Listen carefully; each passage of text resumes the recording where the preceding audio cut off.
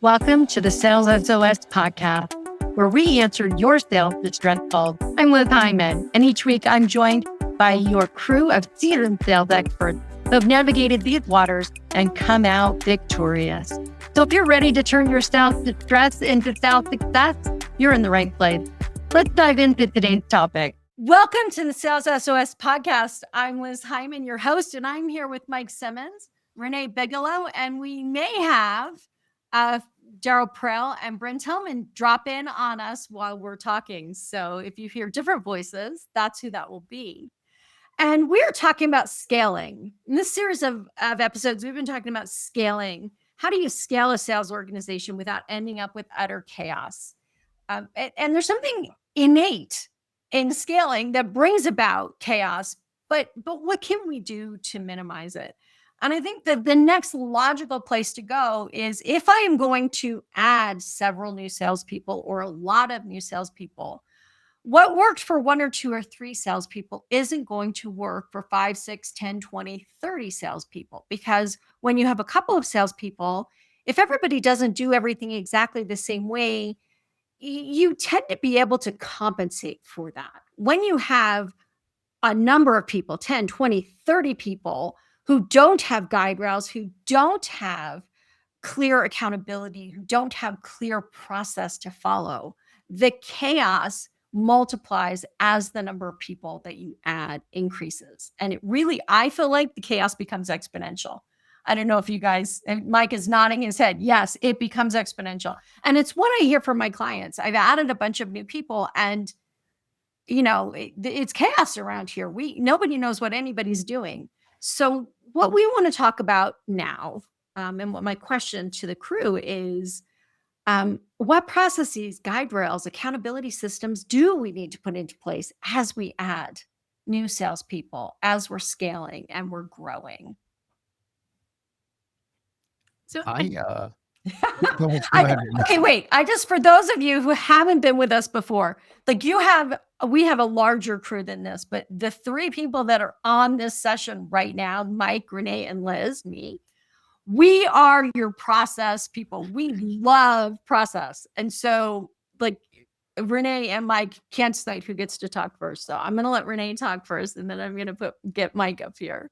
I was just going to say, because I probably like the outcome of process more than I like process. I force myself into process. Right. So with that in mind, I just kind of want to frame it. I literally had this conversation an hour before I joined you today with a client, and we were talking about this, and he was talking about managing sales, right? He's overseeing sales himself, the CEO. And one of the things I described with a playbook, essentially, which is a piece of process. It's got a sequence of things that you're going to do. It's got some templates to help you. And I said, we context switch all day long, and sales is context switching more than most roles. And having the playbook and having templates, other people call things scripts. I don't, because no one should ever use someone else's script. But unless you're an actor, nobody wants to buy from an actor. But that form of having those things available to you and other parts of a sales process keep you on track when you context switch throughout the day. You're talking to one client, you got to remember the other things from another client. You're doing account management, you got to come back and do prospecting, whatever it is.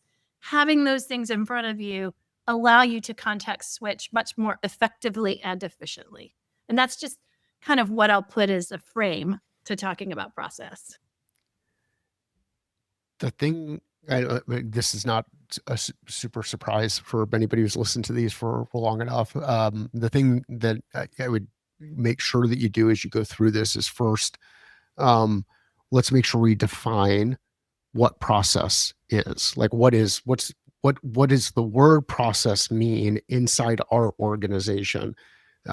For the people who are around the organization, because your definition of what a process is might change. I don't think so. I think process is a pretty simple thing to define. From a job to be done perspective, the job of a process is to achieve a result if each step is followed in that specific order. We expect that if every step is followed, kind of like putting together, doing, baking something, recipe and following a set of instructions, you expect that the output is going to be the same based on everybody following that same process. But come together as a group and first define process, then define the specific job to be done of that specific process. Are we looking at it from a rep perspective, like what the rep approach is, how the sales rep approaches process? Are we looking at process for forecasting purposes? Are we looking at it for a way that we engage with customers? Are we looking for something else? Like, what is the thing that we're doing there? Because the biggest mistake I see in the organizations that I've had a chance to work with over a number of years is people say sales process and someone defines it as how the customer buys, and someone says sales process and someone defines it as that's how the rep sells, and someone says sales process and someone has another view of it. Like, it's not that either of those are wrong or couldn't be interpreted differently depending on the lens that you look at things through, but make sure you're aligned inside your business. What's our definition of process? What's the specific job to be done of this process? And then go from there. So let me jump in on that, because I think you said a whole bunch of things in that last statement that can be unpacked. So the first is, I have no valid sales process if I do not understand the buyer journey, right? So the very first thing before I do anything is I need to understand the journey my buyer goes through in order to get from identifying that they have a problem to making a decision whether to buy from me or buy from somebody else or not to buy at all. That journey matters. Not every buyer goes through the same journey, but there are a variety of journeys that my buyer is going to go through. And some of it will depend on whether they are at the point in their buyer journey where they come looking for me, or whether I'm going to find them before they're ready, even starting their buyer journey. So understanding the buyer journey and where we interact with that buyer journey matters. We can't create a sales process without it. And I've started talking lately about the seller journey.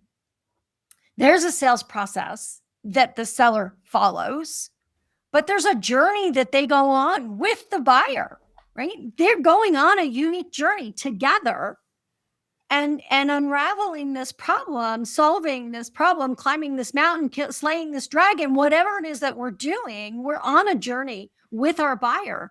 And if we don't recognize that journey doesn't always, sometimes there's detours and sometimes you backtrack and sometimes other things happen along this journey with this buyer.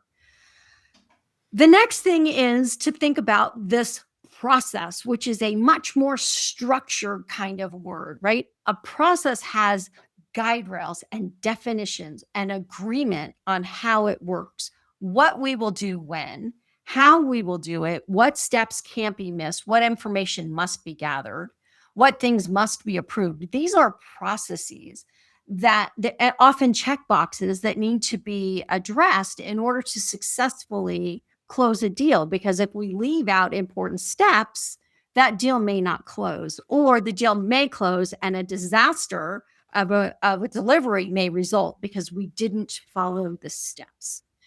Or it may be delayed because we didn't follow the steps. So we want to be really thoughtful. I think those are three different things. Mike, what do you think? Did I get that right? Yeah, absolutely. You know your customer, that journey, you know your business, your process for either fulfillment or forecasting, either one of those, and those are two separate things. And then you know your approach as a rep, and that's basically a RevOps model that the way that you can look at revenue operations inside an organization in a very simple format. And the challenge that happens is people tend to come in with a different view, and they'll use different words to describe the thing that they're working on. The other thing that Liz talked about time, the amount of time that it takes to go through things. Process for me is more about gates, and they're not necessarily time bound. They're driven by either decisions or conversions that happen as they move through it, and that can you can look at time and say, are people getting stuck? And if so, we can add additional steps to help make the conversions happen a little bit faster, like make the conversions not as big. And so there's different ways to kind of work through. And you see some of these like mini lines from a conversation I had with a client earlier today. Like the big challenge that I see happen over and over and over again. And we've got some interesting questions that we might want to get to here. But the big challenge that I see happen over and over again is someone says sales process, and everybody hears it, nods their head, and says, okay, but their perspective of it is a little bit different, which gets into the Princess Bride joke that I like to use, which is inconceivable. But like it just happens over and over and over again. Liz, do you want to hit up on some of the questions here?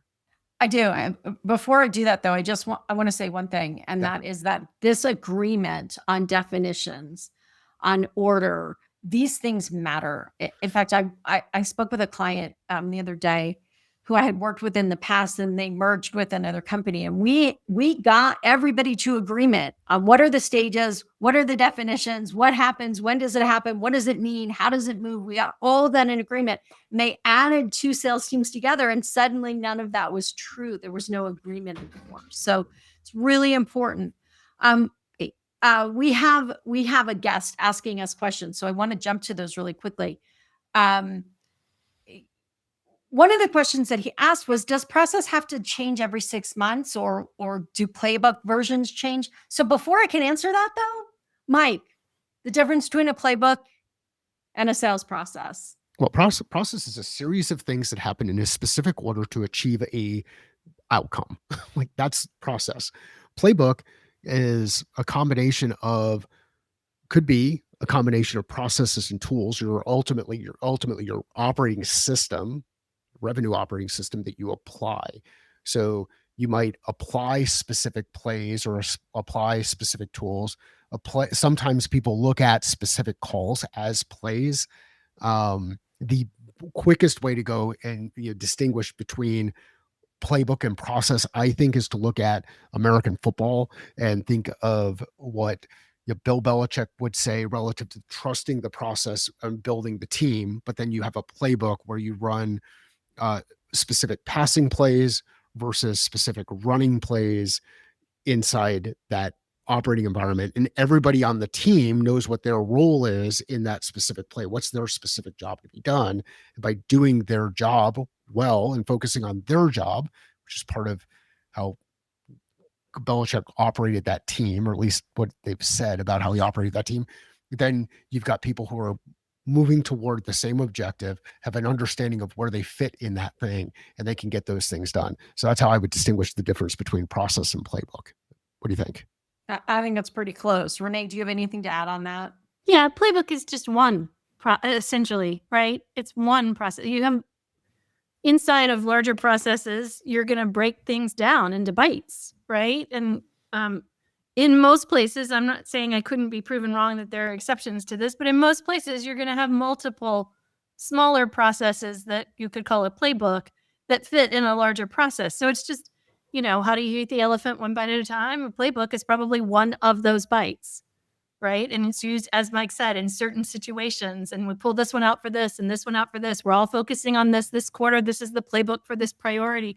But the overarching processes, they're all processes, but there's a hierarchy to processes, and playbook typically sits lower than an overall sales process. And so we might have a playbook for when we come up against a certain competitor, or we might have a playbook when someone has a certain objection, or we might have a playbook when there's a very specific thing happening that we've seen happen all the time. These are the expansion market. An expansion market where we've never talked to this kind of customer before, a new territory. We have a playbook for that. Whatever the situational need for a mini process is. And this is why the conversation inside your organization is super important, because our perspectives on what those things are slightly different.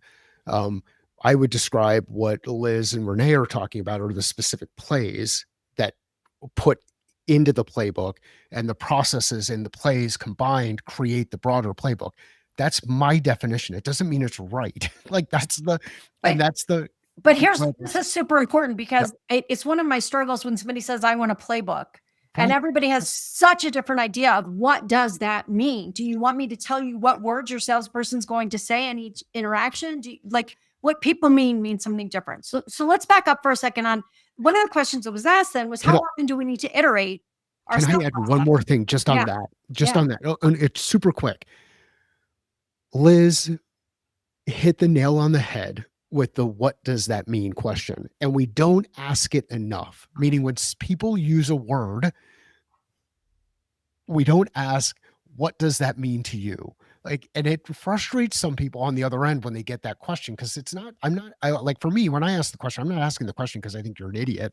I'm not asking the question because I want you to start doing what I do. I'm not asking the question for anything other than I want to make sure from a communication perspective, we're going to be communicating with each other in a way that we understand what's happening. There are things that are said, there are things that are heard, and there are things that are remembered. And very rarely are they the same. If you're using if you have different meanings for different words or different words for the same thing, people will get thrown off. So Liz, thanks for letting me interrupt you and jump and adding that. That's okay. And definitions matter. I spend a great deal of time with my clients talking about sales process and what different words mean and what we are going to agree on is the definition. Yes. So this is not uncommon. I was just in a strategic planning session and it was a lovely one. Everyone was in agreement and alignment, but the one place there was a spirited discussion, even it wasn't heated, wasn't negative, was what is the definition of a new customer? Right? So there were 3 different definitions going in the room and someone said, I'm sorry, we have to stop. We have to define when we're talking 2026, what is the definition of a new customer? Okay, so let's go back to this question. How often do you need to iterate your sales process? So let's put it back into the bigger context. So the bigger context is we want to scale. If we want to scale, we need to first create sales process, guide rails, rules, definitions, process for accountability, process for communication. All of that has to be created. Now, if we're adding people and we already had that stuff, we need to iterate on that process, meaning we need to revise it. But how often does it need to be revised? Is this and Mike, I'm going to pull you up here. I'm going to put you on the hot seat here without your permission.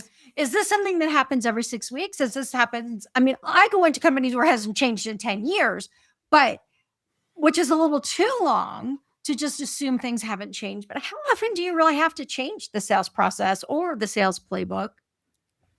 It's like that, the owl, eating the Tootsie Roll Pop.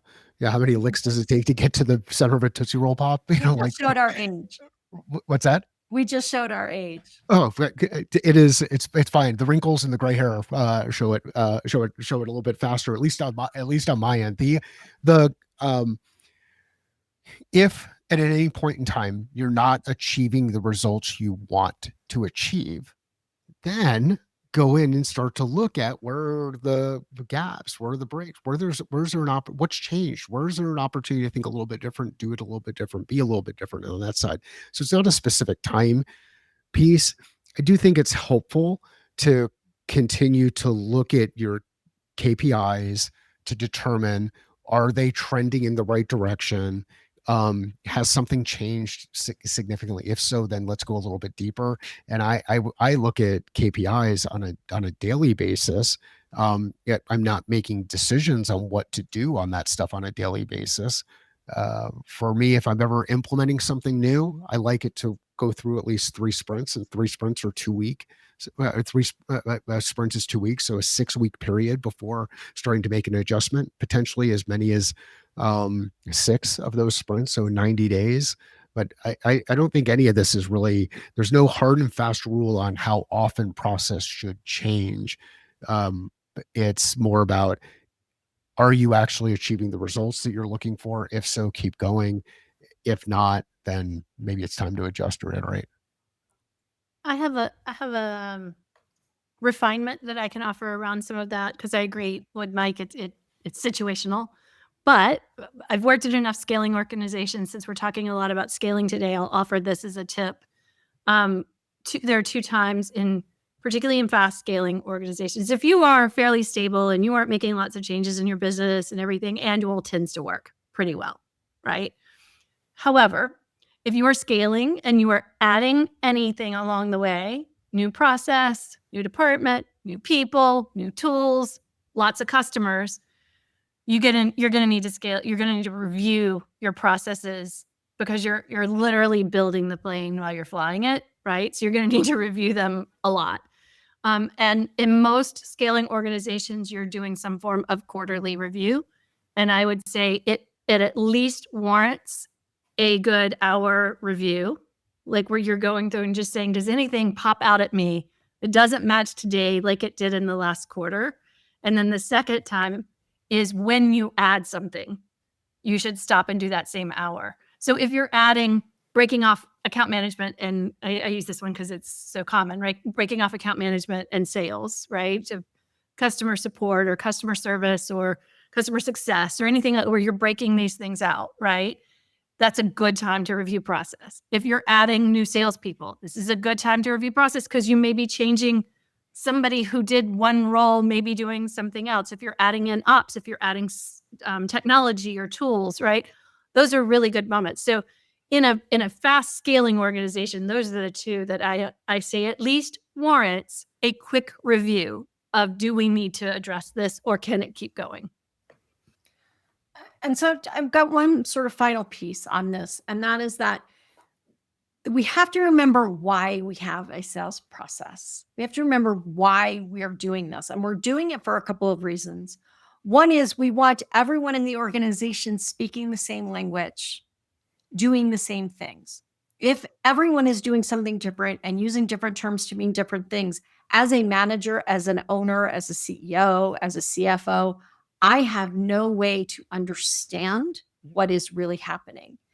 You wouldn't do that on your manufacturing floor, right? You wouldn't say on the manufacturing floor that we have 3 different ways to use this term of, like, we use conversion in sales and marketing, right?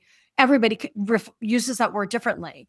But if you were on the manufacturing floor, complete is complete. Closed has different meanings in sales, but complete is complete, right? The manufacturing process is complete. Everyone knows what it means.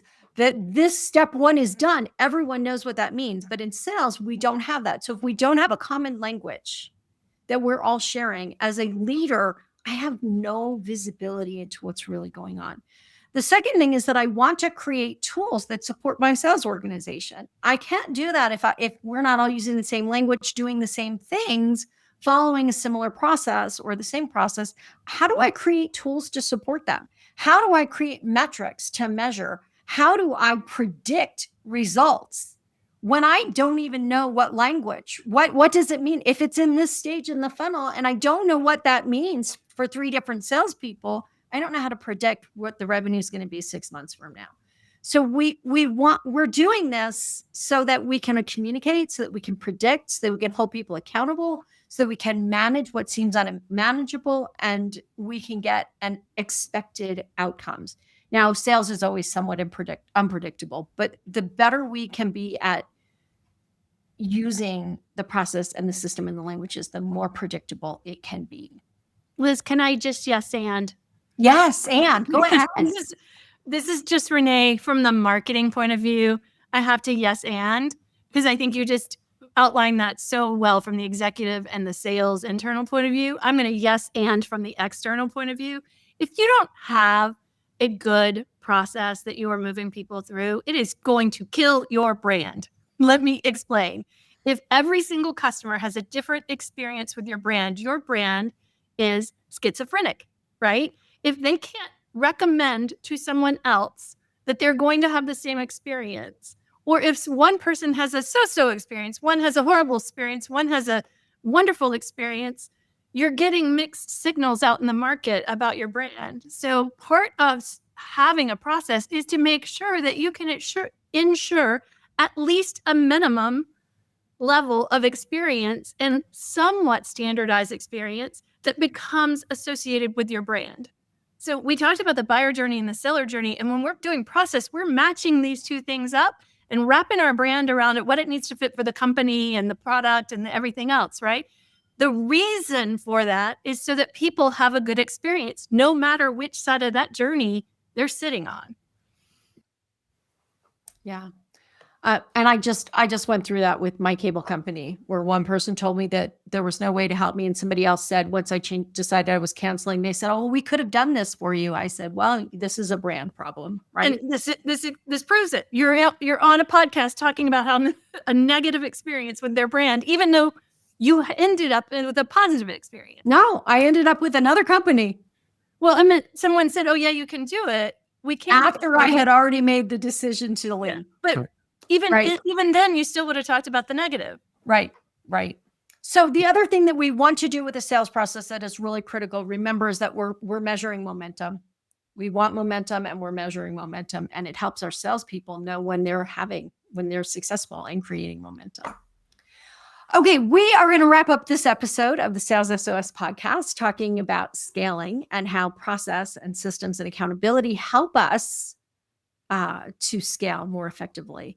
And in our next episode, we are going to really lean on Renee Bigelow, because we're going to talk about sales and marketing, primarily what marketing's role is in helping to scale a sales organization. So join us in the next episode. And that's a wrap for this episode of the Sales SOS podcast. A huge thank you to our experts for throwing us a lifeline with their insights. We hope that episode has equipped you to navigate sales leadership with confidence. Never miss an episode. Subscribe to your Sales SOS podcast on your favorite platform. If you have questions, comments, or topics you'd like us to explore, join us live on LinkedIn every second Friday, or share your questions on LinkedIn or YouTube. Until next time, keep sailing toward your sales goal.